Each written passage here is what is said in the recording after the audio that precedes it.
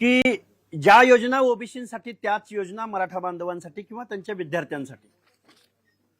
मुळात ओबीसीसाठी ज्या योजना दिल्या गेलेल्या आहेत त्या घटनात्मक आहेत, त्या सामाजिक मागासलेपणाच्या तथ्यावर, निकषावर, अभ्यासावर आधारित आहेत।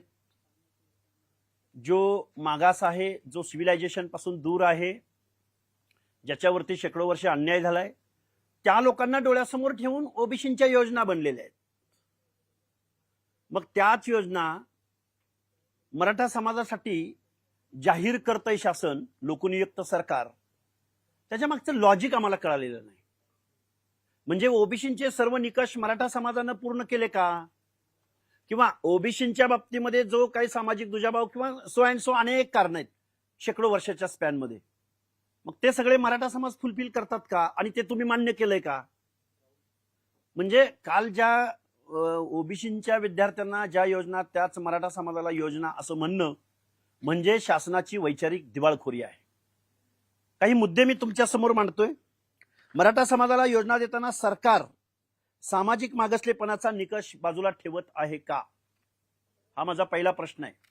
दुसरा प्रश्न, ओबीसी, दलित आणि आदिवासींसाठी असलेल्या संस्थांना, महामंडळांना अपुरा निधी, मात्र मराठा समाजासाठी स्वतंत्र योजनांचा वर्षाव, हा कोणता सामाजिक न्याय आहे?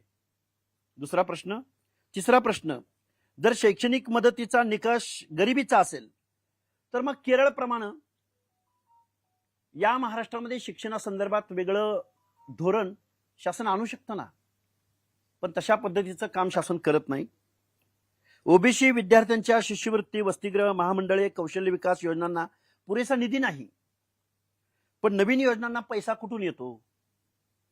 म्हणजे जे ओबीसीला दिलंय ते आम्ही मराठा समाजाच्या विद्यार्थ्यांना देत आहोत। अरे पण काय दिलंय, काय दिलंय त्याची एक श्वेतपत्रिका एकदा शासनाने जाहीर करावी। मुळात टोटल बजेट पैकी 7 ते 8 लाख करोड पैकी 0.6% बजेट या महाराष्ट्रातल्या 50%हून जास्त असणाऱ्या ओबीसींच्या सामाजिक न्याय हक्कांच्या योजनांसाठी, शिक्षणासाठी, शिष्यवृत्त्यांसाठी दिलं गेलंय। उन पुरं 1% सुद्धा नाही, मग ते मराठा समाजाला द्यायचं आहे का? म्हणजे असे अनेक प्रश्न आहेत। अजून एक 2-3 प्रश्न मी तुमच्या समोर उपस्थित करेन की महाराष्ट्र शासनानं घटनेनं मागास घटकांना प्राधान्य दिलं, मग राजकीय प्रभावशाली गटांना नव्हे, म्हणजे मागासवर्गीय घटकांना त्यांच्या उत्थानासाठी, त्यांना नागरिक म्हणून पुढे येण्यासाठी मानवतेच्या दृष्टिकोनातून काही योजना, पॉझिटिव्ह डिस्क्रिमिनेशन ज्या संविधानानं स्वीकारलं, राजकीय दृष्ट्या प्रभावशाली घटकांना नाही, जो प्रभाव दाखवतो, जो मोर्चा काढतो, जो मानगुटीवर बसतो,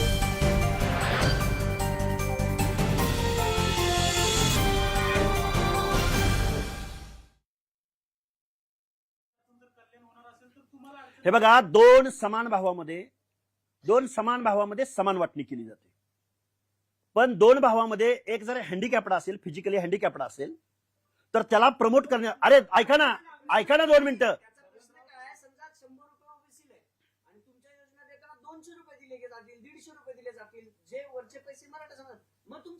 अरे विषय काय, हे बघा आहे ना, लोक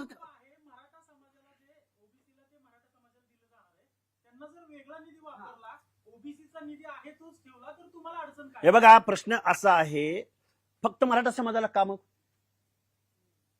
सांगू शकता तुम्ही? एकच मराठा समाज मागासलेला आहे महाराष्ट्रामध्ये ओबीसी सोडून, इतर काय करतील? मग काय धोरण आहे तुमच्याकडे? कुठला अभ्यास आहे, कुठला सोशो इकॉनॉमिकल सर्वे आहे तुमच्याकडे की म्हणून तुम्ही ओनली वन मराठा? कुठली अशी कोणती वेळ आली?